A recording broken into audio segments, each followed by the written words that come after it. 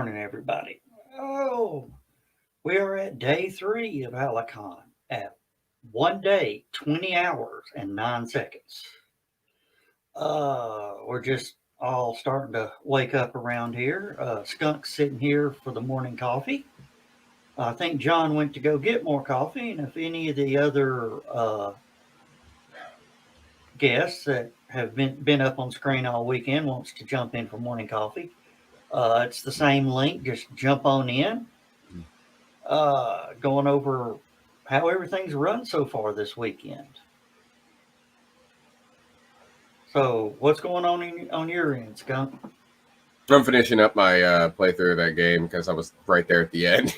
Oh, I only had one mystery left, so I was like, I'm going to go ahead and finish this. I think I can do it. I'm at 87% Doom right now, though, and my character's almost dead. He died in the middle of combat, and I got lucky and leveled up. Oh, okay. We do have a programming note. Dan Butler, his 11 o'clock panel has been canceled. Oh, no. Skunk was playing video game beforehand, and there's a real popular video game now, Among Us.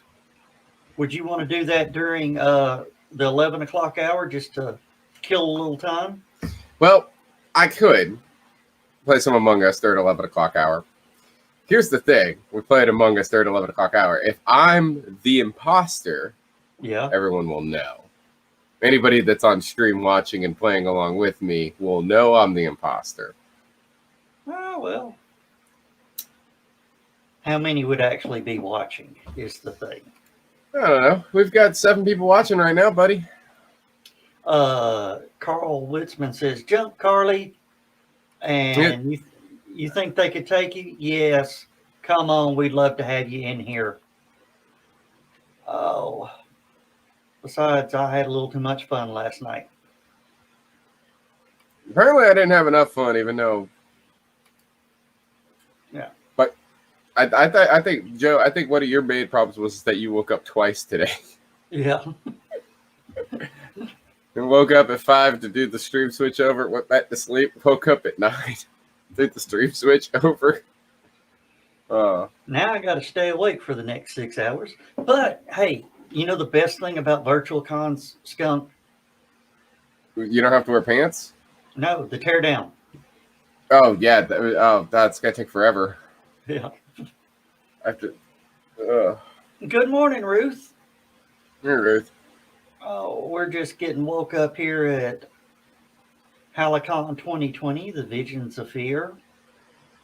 And, for those just jumping in, our count is, there's Dan Butler. He's over in the green room. If you want to jump over there real quick and tell them it's the on-air stream. Oops. What? Yeah, I just robbed a guy by accident. Yeah. I showed him my Yakuza card. And he just handed me money and told me to get out. Oh, okay. That's funny. Yeah, and Donna Carly is still sitting in the green room. Carl, what? I saw her for a second. There's Dan. There's Dan Butler. She was just here. I just saw her. Yeah. Oh. And there's Dan Butler. How you doing this morning, Dan?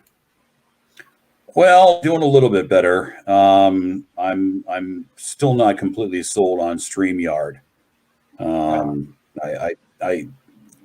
Yesterday I just kept repeatedly dropping out. I'm sitting 6 feet from my router and the not getting a signal. The problem was somewhere between my house and StreamYard. It was ridiculous. I started missing cues. Couldn't hear my my castmates. So I just, I said, hey, I'm done. I didn't even know I completely lost my place in the play because I had no audio. I had no incoming audio. Yeah. So, well, we actually have somebody right now that could probably help you out. Carl. Carl is a retired IT specialist. Do you think he says he's sitting 6 feet from his router, but he's not getting through Wi-Fi? Do you know what the problem would be? Oh yeah, it sounds like an external problem, not on his end. It's outside. So it would be Comcast's problem? Probably. Okay. They've had a lot of outages. I heard someone else having problems too. Yeah. He's down in Atlanta. Oh, Atlanta yeah. had a lot of problems because of the tropical storm that rolled through. Yeah, I've heard. Yeah, we had intermittent outages here. Was it Wednesday morning? I guess it was that it rolled through. Good morning, TD and KT. Good morning. It was bloody absurd. But I wouldn't be surprised if all the issues aren't resolved yet. But so far the connection is up and running today. So I figured, all right, I'll give it a shot. I'll do my panel and. Oh, okay. Good.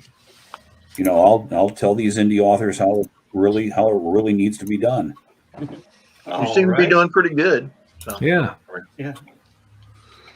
So how is our resident HallowCon authors over there sitting there together, all lovey-dovey? Oh, we're doing good. We're doing good. It's been a good convention, so we're having fun. Yeah, we've enjoyed it. Oh, all right. So have y'all been tuned For in God's and sake, watching in the off time? We've been keeping track of some of the panels with the other authors, making sure we're there to support and ask questions and be part of that. So we've been there off and on. Not in the late hours. We've been trying to maintain our energy. Yeah, I was telling Skunk earlier, this is going to be the easiest convention to break down and pack up. It almost feels a little weird not having, driven back and forth and packed everything up. Make sure, do you have the cash box with you? And do we have enough books? And, that's felt kind of odd to not have to deal with that. And y'all aren't very far from the hotel. About 45-minute drive. Oh, okay. Not that far. I mean, it was enough we can make it a day trip because we have so many animals. Yeah. We didn't want to have to kennel them all, over the weekend. It's a little tough. Yeah. So it was just easy. It's easier to drive back and forth for us because it's so close. Yeah. Well, we got a pack of dogs. It's not nice to refer to indie authors as animals, Katie. No, you're right. You're right. Oh, you animals! Yeah. Oh, Although, wait. What about us animals? What did I do? Nothing. Skunk, you're not favorite an animal. Skunk, you're not an animal. You're a who. You're sitting there channeling the spirit of Roger Daltrey past. Okay, I mean, good God, I saw you on the screen and I'm thinking, boy, Daltrey's looking good for his age. Yeah. Oh, that's nothing. Roger Daltrey's a new one. Yeah, I'm going to tell him who. When he cuts his hair real short, he looks like a very, very young Bob Dylan. Yeah, I mean, Bob Dylan never young, really. When I don't have this and I'm wearing sunglasses, I'll look like Bob Dylan. I can see it. Yeah. I can see that. You just don't look scraggly and disreputable enough for Dylan. So. Oh, and for everybody tuning in, puppy update. Hi, puppy. We're still pregnant. Hey, puppy. No. Oh, what? How did she get pregnant? That's what we would like to know because she is. How? Wait a minute. I can direct you to videos on YouTube. How? Well, I understand it. I understand Yeah, the idea of copulation. I'm wondering how she got pregnant because doesn't she live with a bunch of boys who are fixed? Well, we got a boy that wasn't Isn't. fixed, but we didn't really rush to get him fixed because she was a rescue from a rescue. So you thought that she was already fixed? We got her and her mama because they were a bonded pair. Mama we were told they were both fixed. Oh. Yeah. I see what happened there. Yeah. We didn't think there was a need to rush to get it done. Uh-huh. Makes sense. The first Siamese cat that I had, we had not gotten fixed because we were told Siamese did not interbreed with other cats. Which, being a farm family, we should have been smart enough to not believe that. Yeah, I was about to say. Yeah. And so, yeah, she ended up having a couple of kittens before she got fixed. Well, there are so many lies about pets to try and get people to either buy or take somebody else's pet. Yeah. Like, well, he's a mini pig. He won't get that big. Yeah, exactly. Yeah. They're all mini pigs in the beginning. Yeah. And how big is your mini pig, John? 330 pounds. That's not a pig anymore. That's a hog. I'm with Carly. That's bacon. That's a hog. Qualify as mini. When they said mini, they meant that little British car. Oh. Yeah. Donna, question for you. Answer. Question for you, Donna. What's your stick? What's my what? What are you smoking? Your stick. Oh. This one, of course, is a Gurkha. The governor's Gurkha. Oh. It's a nice dark Gurkha, and I just ordered another bunch of Gurkhas. But I'm getting a free 30 cigar Herpidor. Yeah.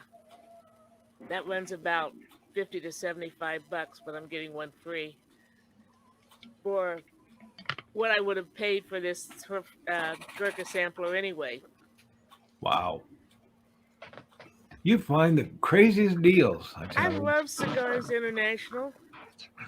Get on their list, man. I mean, you could really save some big money.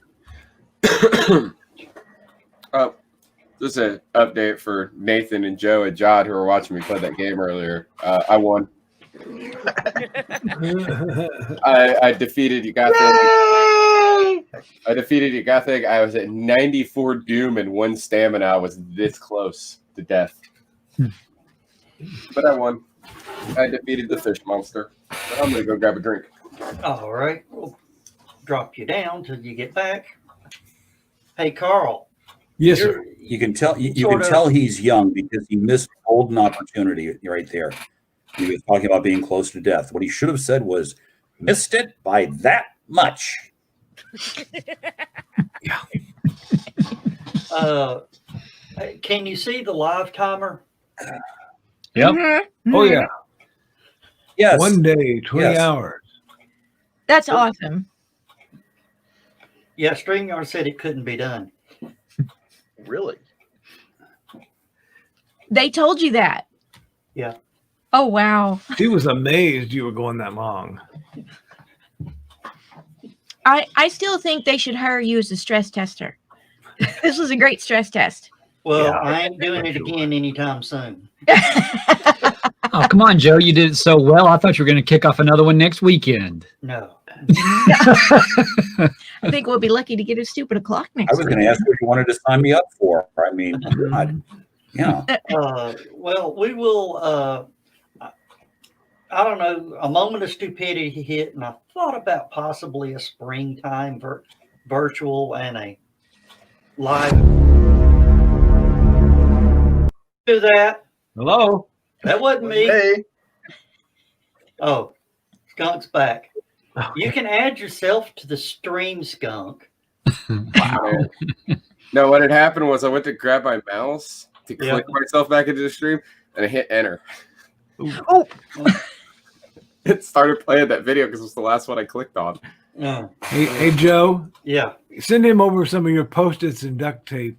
Right? Yeah. Because we just lost the module. Yeah. Just saying. That wouldn't have helped. KT, Hey, don't listen. Don't bring a split. Skunk, don't bring a spliff into the discussion unless you brought enough for everybody. Okay. What are you talking about? This is a Pall Mall. You don't Facebook, but in our page for our show, Stupid O'Clock, I posted a picture of what my screen looks like.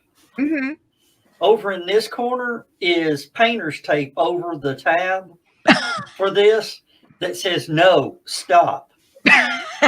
Over here on this corner where the X is for the, to close the browser, is an even bigger piece of tape that says no. Oh my! It reminds me of Apollo 13. Exactly. When Jack Swigert had the little thing that said no, so he didn't eject the module too soon. Boom. Yeah, that's exactly what that makes me think of. That's exactly why it was there. Yeah, that's where it came from. It made me think of the episode of House MD where they're trying to convince. This is the history behind his leg, and they're trying to convince him to amputate his leg. You know how when you go in to have an amputation, they'll actually write on the other limb, not this one. Yeah, right. So they write "not this leg," and then they pulled the sheet off, and House grabbed a marker and wrote on the "not this leg either."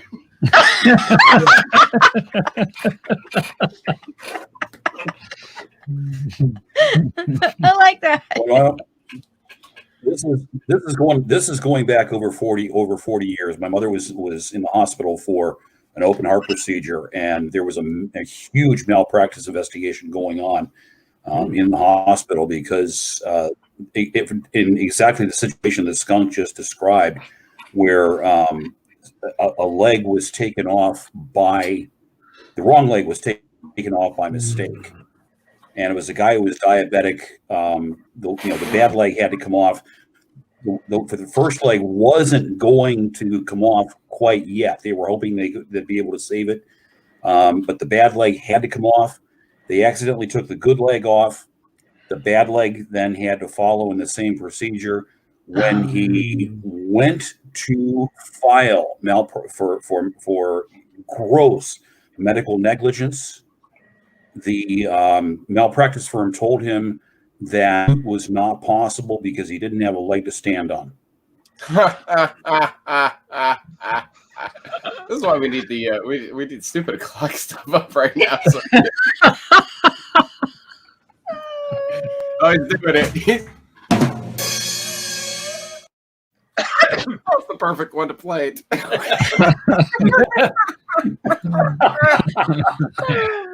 But that is just the a little Stupid O'Clock at 10 o'clock in the morning. Okay, some of you are wondering what we're talking God, about when we say Stupid O'Clock. We have a show that we do on 9 o'clock Thursday nights and 11 o'clock Saturday nights called Stupid O'Clock, and the whole show is based on those conversations you have at sci-fi conventions and such.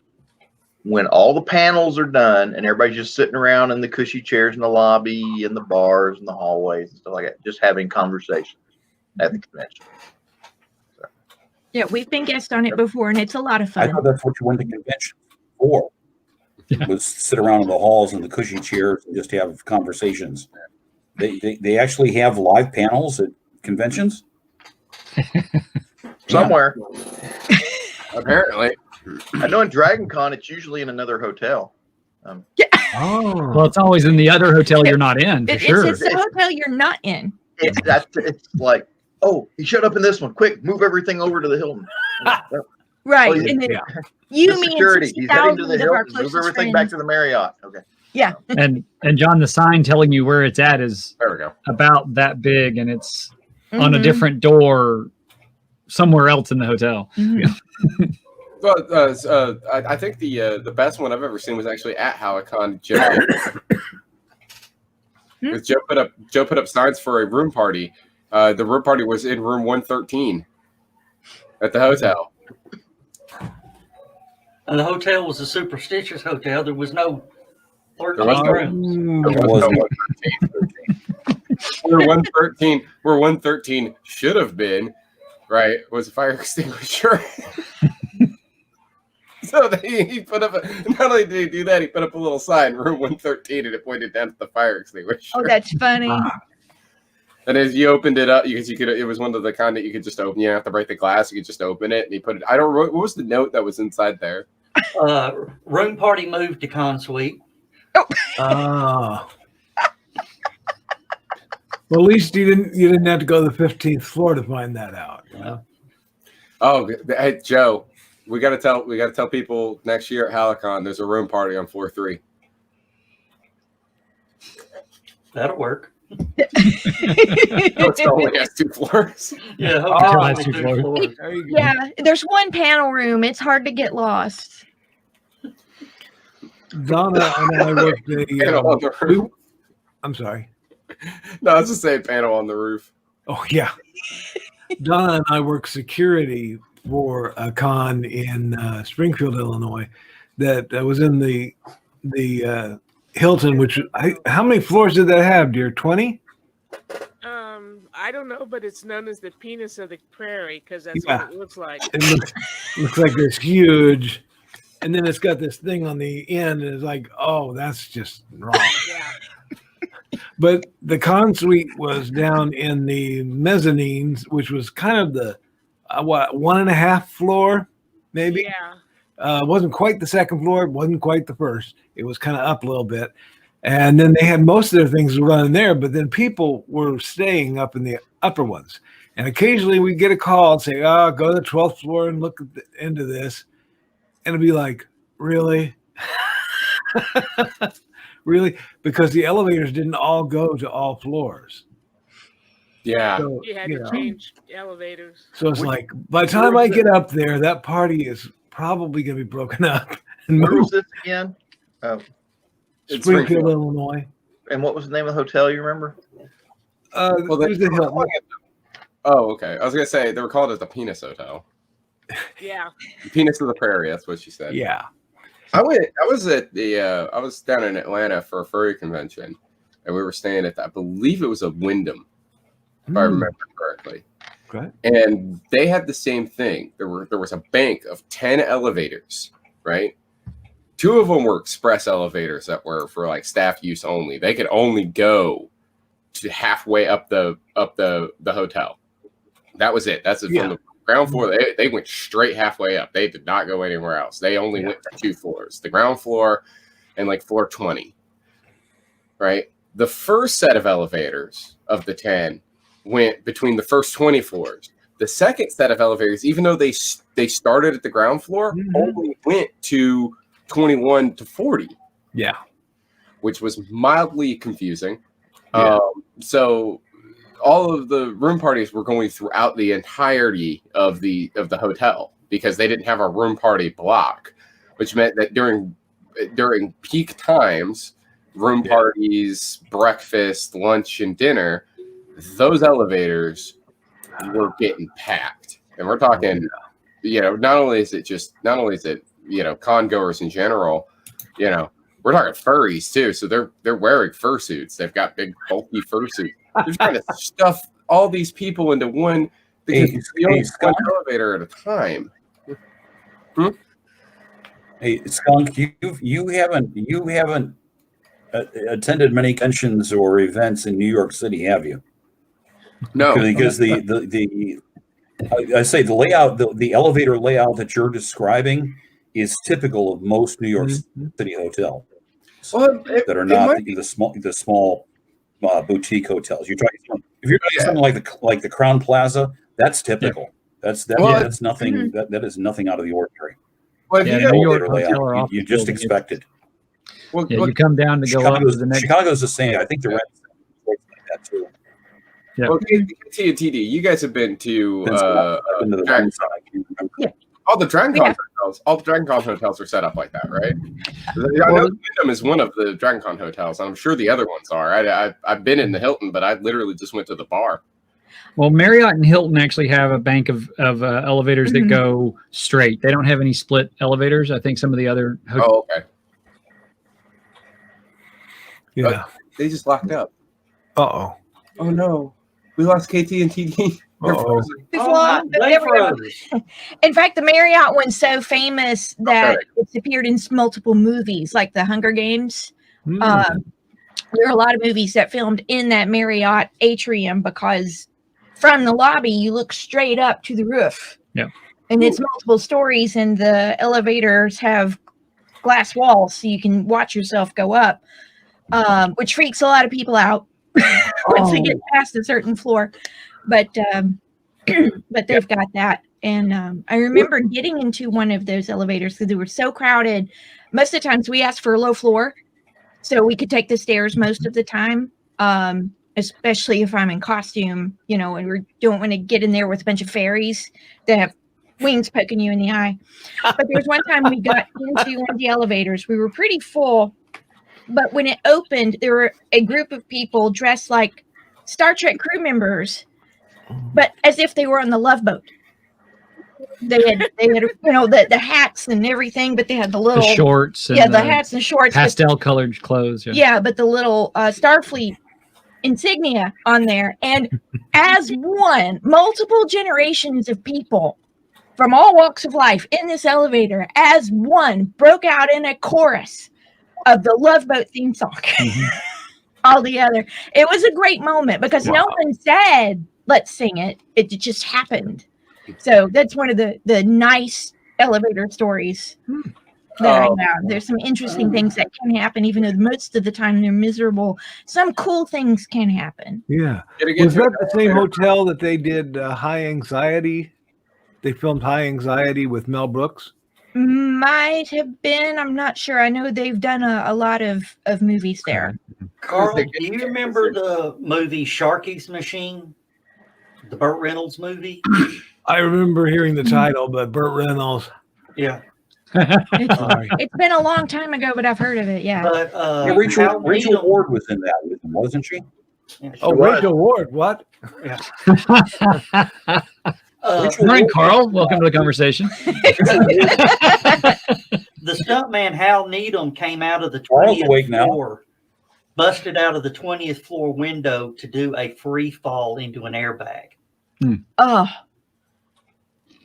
I couldn't do that. KT said that you have to be careful getting onto an elevator with a bunch of fairies. Like you have to be careful getting onto an elevator with a bunch of furries. Yeah. Well, I have with a bunch of yip yip monsters. Yeah. So like get out there and just be like, who's touching me? Stop.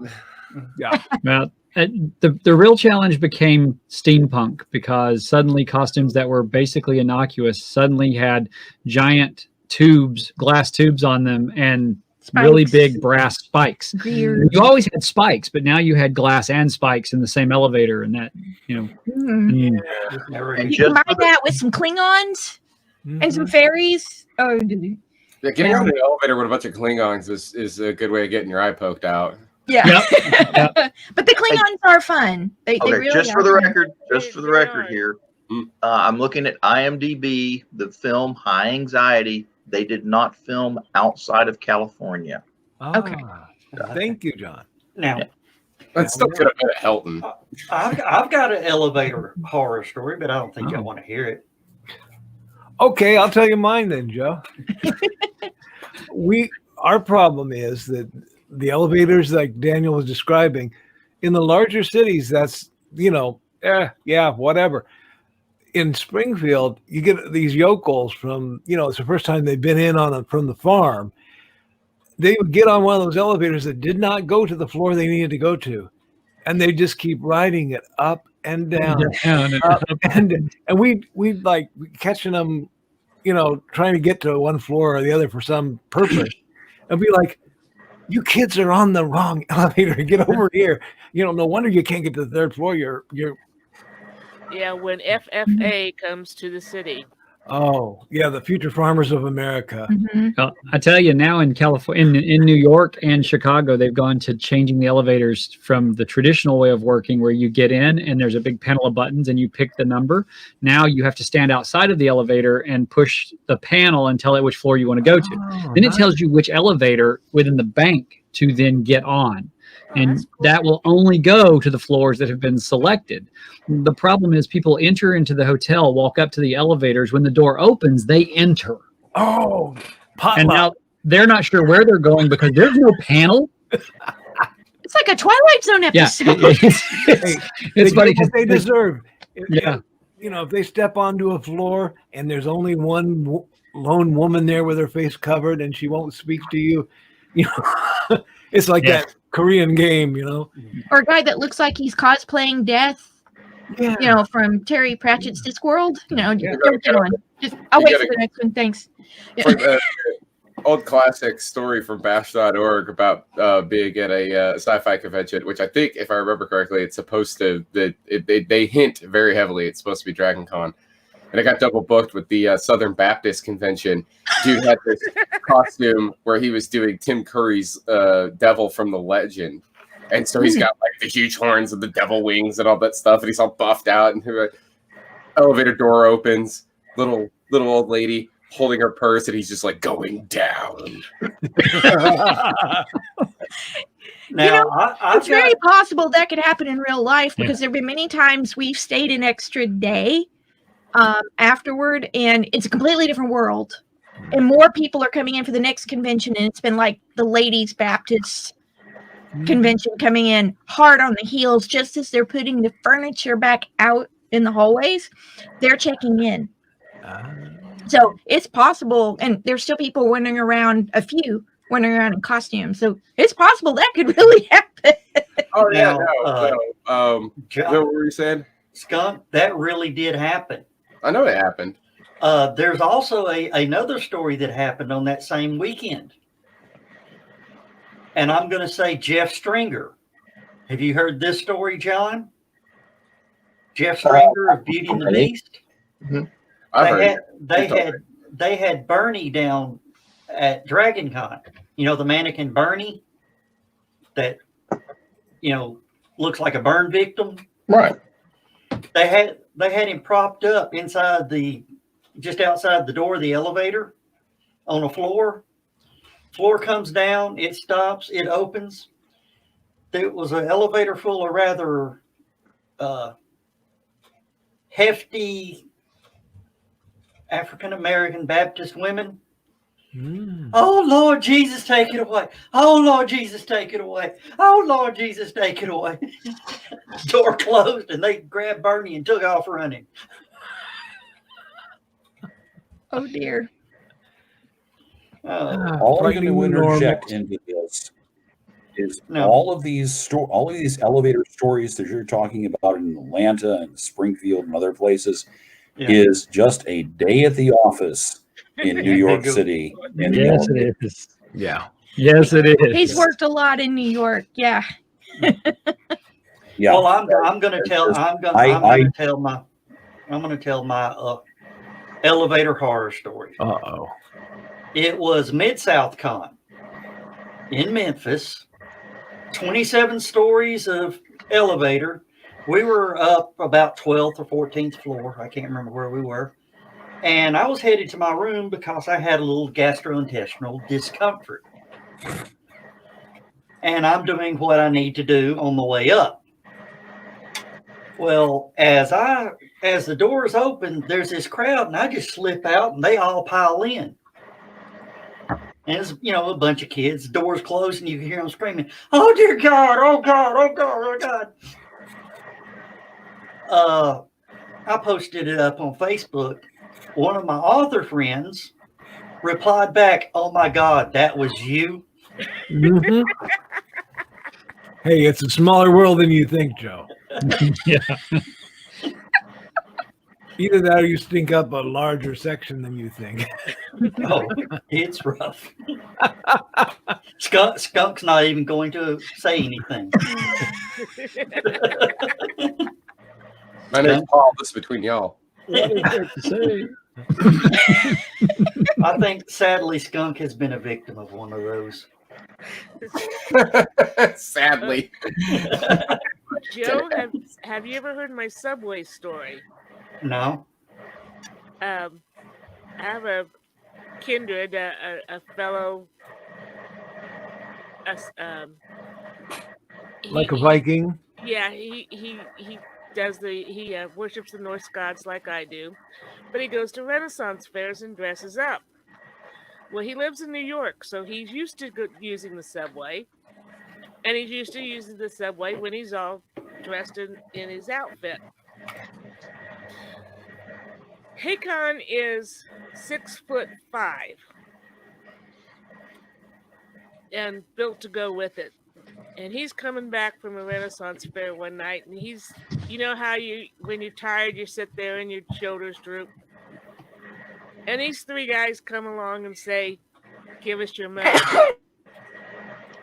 And HallowCon just looks at him, and he stands up, and he raises his axe and yells, "Blood for Thor!" And he says when the cops got there, he told them just follow the droplets of water, and they did, and he found them. But yeah, they pissed themselves as they ran away from him. They were probably hiding in the corner of another car. And I can so see this happening on a subway in New York. I can. I can I picture can. that. Because I've seen it. Something similar, but not this, craziness happens there. Oh, well, the sun is over the yardarms somewhere, folks. So that's what I hear. Well, there you go. Yeah, It's about that time. let's get that started. A little fireball in the coffee helps too. Well, hell, Dan, how to beat you to it?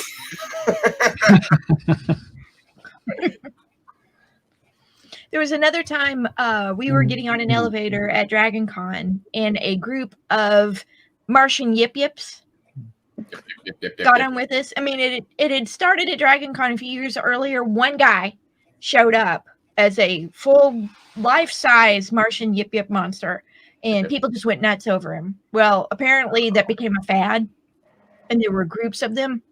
We were on an elevator, fairly empty one, stopped at a floor, and like 4 of them came on all at once. Oh, and it was the Marriott elevator, remember? And one of them made the mistake of looking out the glass wall. And while we were going up, the entire time they did the as a chorus all the way up. And then when it stopped, they were like, nope, getting on the elevator together. I laughed for 20 minutes. I almost hurt myself. It was hilarious. You never know at Dragon Con what people are going to get up to. No. But At any con. that's great. You got to admire people who stay in character. Yes, you do. You got to admire people who stay in character. Yeah. Yeah, it was like last night when we were doing Stupid O'Clock, and I was dressed as Jacket from Hotline Miami, so I didn't say a word the entire time. All I did was mime things because he never talks. Boy, was that annoying. And at one point, I needed a cigarette, so I stuck the cigarette through the nose of the chicken mask and smoked it that way. I heard Joe going, "Oh, God, no." That was one of the quietest Stupid O'Clocks I think you've ever had. It was definitely the quietest one I've ever done. Yes. I agreed to that. Okay, so now we have a new term to add to our lexicon. It's now smoking your chicken. Smoked chicken. Hey, smoked chicken tastes good. Chicken smoking. Yeah. With chicken in the smoker. That's better than catfish fisting. Okay. Yeah. Or technically, Skunk, you were putting a smoker in a chicken. I just thought about that when I said it, but I wanted to let you have all the glory. Thank you. Oh, geez. So I there am is a side really effect of surprised being you on didn't smoke the yourself day out of from that. the hour. man. I was sitting there watching that go. Okay. I was expecting to see smoke like coming out the air holes. When I finished with the cigarette, right? I finished smoking a cigarette and I put it out, right? Every time I breathed out, I saw more smoke coming out of the mask. Apparently, all the smoke was coming out from underneath the mask, and I couldn't see it. From my perspective, it was coming out through the eye holes, because the eye holes are in the beak where I was smoking out of. I just saw more smoke come out, but nobody else could see it, so it was like dissipating like as soon as it got out. But I could see it. The inside of that mask was just sweltering by the time I got out. When I pulled the mask off, first of all, the little rubber pads in my headphones had come off. So when I went to put the headphones back on, they just like plastic and metal smacked me in the ears. I was ah, and I went and found them and put them back on real quick before the next stream started, before the after show started. But on top of that, when I pulled the mask off, I think like a gallon of sweat just came pouring off of me. Because it's a rubber mask, so there's no ventilation in there. Well, let's just hope it wasn't a rental mask. No, that's I customized So that. he smoked his chicken and steamed his chicken simultaneously. Yeah.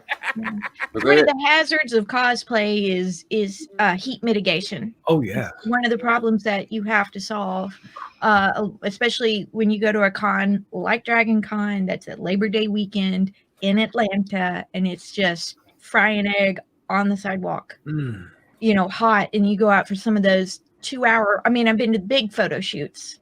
The big superhero photo shoots. You're out there for 2 hours, trying to get your makeup not to melt in your, in layers of spandex.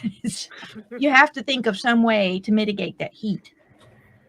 And this year they're probably all dressed as Mandalorian. Yeah. Oh yeah. Yeah. Or Baby Yoda. Oh dear. Yeah. I was expecting if COVID hadn't messed everything up. I was expecting when I went to HallowCon to see at least one Baby Yoda, and I was pretty sure it was going to be Glitter Monster Karen. She just seems like the kind of person that would put on a big, just a big awesome dress as Baby Yoda. She would do that. That would be her thing. Yeah. One of the fun things about dressing up for a con is the reaction of the normals. But I went to a con in Dover, Ohio one year. 98% Klingons. It was called the Dover Peace Conference. And we might have had a Tellarite. We had maybe a couple of Feds, but 98% Klingon. And so we're actually looking forward to going out for lunch. So so the norm, because everybody at the hotel is like, yeah, there's another Klingon, there's another Klingon. And we go into this, it wasn't an Applebee's, but it was that kind of a restaurant. And there's a bunch of elderly people in there. We're like, all right, we're going to get some reactions now. And they're like, oh, there's another Klingon. Okay, Dover is Klingon friendly. Yeah. Yep. It's our habit when we go to Dragon Con. We've not been in a few years, but when we would go, we would make reservations at Nikolai's, which is this really fancy French Russian restaurant at the top of the Hilton. And we would get dressed up in full steampunk regalia. Top hat, leather tails, everything for him, and the fancy bodice and dress for me, and the hat that's like 3 feet tall. And we'd go and we'd walk in, and all the other patrons would be like, what's going on? Because they're not staying at the hotel usually. They're coming from somewhere else. But the waiters absolutely adored us. They loved to see us come in. They'd have grins pasted ear to ear, and they're the guys wearing the fancy jackets and the brass buttons and the white gloves, and they bring your dinner out with the cover on it.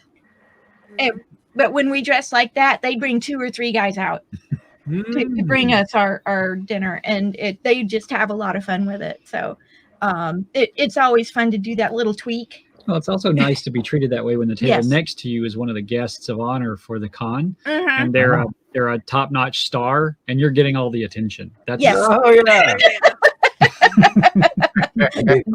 that was cool. You haven't heard of us? Does the staff know to serve from the left? Does the staff know to serve from the left and take away from the right? Oh yeah, they've got that. Yeah, they've got that. These are highly trained professional guys. I had dinner once. I had April 15th, 2012. I'm at the DuPont Hotel in Wilmington, Delaware, the bloody DuPont Hotel. Right. The significance being that it was construction started on it in at least in the dining room portion in 2000 or in 1912, and this of course was the centenary of the Titanic disaster, which was the whole reason for me being there for the events of that weekend.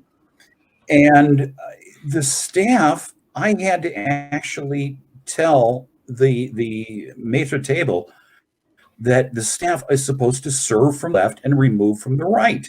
You know, and you think they would, you know, of all places, they would know this. And I'm like, it kind of broke the illusion, because the thing was, they were serving the full 18 course. They were serving a reproduction of the full 18 course dinner that was served on the night of April 14th, 1912, in the first class dining saloon on the Titanic. So, you know, it was supposed to, everything was supposed to be, you know, very, very, you know, well researched and well thought out and well presented, and this was just a completely unacceptable faux pas. I just you know. Well, if you're trying to recreate that, the people who are involved in that as servers, if they've never done it, if they've never worked in that type of an environment, they're not going to know the protocol. It's going to be hard for them to get it. But you're right, that hotel should have had that as part of their basic structure, because that's what they do every day. Exactly. That's what I was thinking, TD, was that it should have just been typical service protocol. It should not have been something that required, you know, additional coaching, training, etc. Right. You know, when you run into the person who's done that before. I have a confession to make. I have a grand confession to make. Oh no. I have never been to Dragon Con. Well, neither have I. Not one. So what is the name of this restaurant of which hotel that It's the Hilton Nikolai's. It's the Hilton downtown, and it is Nikolai's on the roof. And it looks out over all of Atlanta. And it's French and Russian. Yep. So it's a really heavy combination. Oh, that's a nice it is combination. not cheap. It is not cheap. It is one of those sicker shock. We would save up to go to this $300 for the two of us, including tip, and we don't have alcohol. Yeah. So if you had alcohol, it'd be more. But that includes tip and everything. We do a price fix menu. With like, they do a chef's tour. Basically, you go in and they're going to take you through the chef's plan for the day, and it's a meal. So first course, second course, third course, dessert, cheese. It's a really nice thing to do once or twice when you get down there. But if you're looking for a place that's classy and has everything going for them, this has been several years. We haven't been back because we haven't been to Dragon Con in the past 4 years because we Since couldn't. 2014. We couldn't move anymore. It was getting too busy. I couldn't do it. Couldn't take it anymore. But if you're looking, Nikolai's on the Roof, which is on top of the Hilton downtown. Okay, they have pre-buffet and as well as a la carte the menu. They do. They have you can do a la carte. You can do a la carte and price fix. Just be prepared to spend a lot of time there because it's not a fast meal, and it's an experience. And be prepared to pay a lot of money. It's not cheap. Yeah. So that's why it's a very, very, very special occasion. Okay, I don't want to sound like a snob. I don't want to sound like I'm rolling in money because I'm not. But $300 for dinner for a couple, I'm comfortable with. Yeah. At a place where it's deserved. I mean that's I don't have a problem with that. Yeah. I'm not going to pay $300 for I'm not going to pay $300 for a couple at the Crown Plaza, for God's sake. Right. No, that's a different story. Yeah. And that you can do in New York easy because I've been to a couple of places in New York. Yeah, I will tell you about it. Yeah.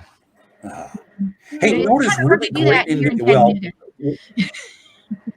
what until this year, I have no idea what it's like now, but until this year, what is really great in New York is what they have done with Hell's Kitchen down around the Javits Center. It's been completely rebuilt. There's all kinds of great restaurants down there. These really neat little boutique hotels. If you're going to Book Expo, you want to book like 5 months in advance to get the best rates, but I could not believe over the 7-year span that I consistently went to Book Expo, the change, how that neighborhood, that whole area changed. Yeah, Hell's Kitchen. But it's a great place, and the one place you've got to go if you're anywhere near that neighborhood is the Starlight Diner. Yep, there's a line there every time, every night. Yeah. Yes, we had Yeah, breakfast okay. at Route 66 on 9th Avenue. They have a good breakfast there. haven't tried that yet. Yeah, Yeah. and Tried it. it's I don't really know when cool. I'm going to get back to New York again, but The front wall facing the street is a garage door that they can roll up, so you can sit inside, but it's like sitting outside. So Yeah. it was really nice. Oh, love it.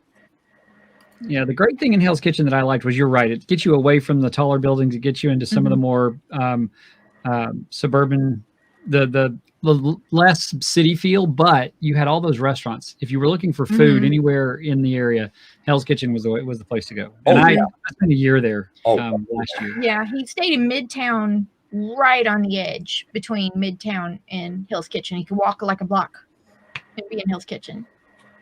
You know why they don't have all the high rises there, right? I don't really. I'm not aware of it. It's the geology. It's the geology underneath. That area has more sediment and stuff, and you can't reach bedrock. Yep. And so you cannot build high rises on it. Because it stops right there, right at the point where you step into Hell's Kitchen, just 1 or 2 blocks to the east, and you've got buildings that are amazingly tall. And then 2 stories. Yeah. I don't think there's anything over in Hell's Kitchen. I don't remember seeing anything over 10, 12 stories. No. And these were fairly, and those were fairly small buildings. I mean, with a small footprint. So that's. Speaking of geology, Stephanie, we had an earthquake this morning. Where at? About 12 to 15 miles due south of me. It was only a 2.5, but still, it was in Alabama. So, Oh my There you goodness. And right along on your talk yesterday, huh? Yeah. Yep. That was just the church crowd going to the restaurant. Too early for that, John. Too early. Yeah, it was a little bit too early for that. Yeah. I enjoyed They forgot about seeing time that panel change. again. I Hey enjoyed Joe, seeing I've got a panel starting in about 7 minutes. Yeah. Do you have a channel that I'm supposed to go to? Just Could you hang out provide me with right. that information? Hang out right here. right here. You just hang out right here. Oh, Yeah, okay. you stay here. Okay. Yeah, I we didn't leave. want to kick everybody out. I didn't, you guys are having too much fun. That's hey, that's the nature You're of the welcome to con. join When me. It'd be nice to have an audience, but when a panel ends, everybody's got to get out. Yeah, we'll be watching. We'll hang on. Yeah, we'll watch. Yeah, I'm really interested to hear what you have to say. Being indie authors ourselves, I'm always open for pointers. And I've been- also we'll be bringing their comments up, the comments and questions up, so you can answer all those. But yeah, we're going to wrap this up. I'll stretch it just another couple minutes, but I want to thank you, Dan, for being here this morning. KT and TD, thank you. Carl, Donna, big kudos to you, Stephanie. Thank you for. Yeah, I'm not a morning person. Yes, that's why I'm going. Thank you. I mean, it's for you. It's just now 10 o'clock in the morning. Yeah, it's just coming up on 10. So. Yeah. I think the time change screwed me up. Oh, And you were bravely hanging in with those guys last night too. yeah. Yeah, I was on there rather late last night. So And I was having fun. Blake, But while Joe is passing out thank yous, we want to thank the crew too, because you guys are awesome. Oh, yes. The crew has been great, especially stepping in at the end of panels to, keep things rolling and talk to the person so you don't feel like you're shouting into the abyss. That's been wonderful. that's mostly John and Blake. I had nothing to do with any of that. Oh, you did. Come on. But Blake, I will tell you, your questions are on point and very helpful when we're trying to keep people interested in what we're talking about. I don't think there was ever a question you asked that wasn't thought provoking and led me into a place where I could help someone out or answer a question. So on point. Well done. I stumbled a couple of times, but yeah, I tried. All right. I'm just going to give y'all some quick stats. When we sign off at 3 o'clock today, there will be 256 hours of broadcast time across all the channels. CBS. Yeah. I heard that, John. As of last night on YouTube, the actual channel views posted under all of them was 134 views across YouTube. That's pretty decent for like day of. Yeah. So, thank you guys for spreading the word out. And Dan, your camera has gone out of focus. Put your hand up to the camera. Yeah. Yeah. Put your hand up to the camera. Now pull it away. Yeah. Heal. Yes. Whoa. Say hello. It is Sunday. We can start speaking in tongues. Okay. I don't know what happened to your camera. Help one day. It focused on your hand real good. All I right. think I may need to call a friend of mine, Right Reverend Deuteronomy Skaggs, the First Church of Watauga, Hill, North Carolina, up here to save all you Yankees and Canucks. Say hallelujah. Damn it, I said say hallelujah. Hallelujah. That's better.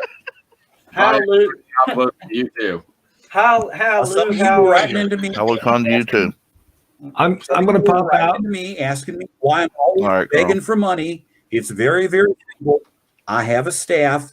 They have to be paid. They have to, if food prices had been 2,000 years ago what they are today, why the Last Supper would have been held at McDonald's. Say amen. Amen. See y'all later. Thank you, Donna. Thank you so much. I think you guys Thank for you for stopping in. having this, guys. Okay, I guess we need to drop. Yep, too. we'll drop out. All right, we'll see you guys at the 2 o'clock. Yes. Okay. Thank you. All right, thank you. I'm getting Dan's banner made up real quick. All right. Let's drop a couple commercials and get the panel coming up thing, and we'll be right back. Everybody watching. Pull everybody out and get the brand up. Find the commercials. And here we go. Hey guys, it's Angel with Immortal Impressions doing the virtual thing for HallowCon 2020. Y'all can visit us at 4 Immortal Impressions on Facebook. Send us a private message. We can handle all of your ceramic, sewing, 3D printing, masks, costumes, and all the other goodies that we have, and we'll be glad to take care of you. Y'all have a good con and a good year.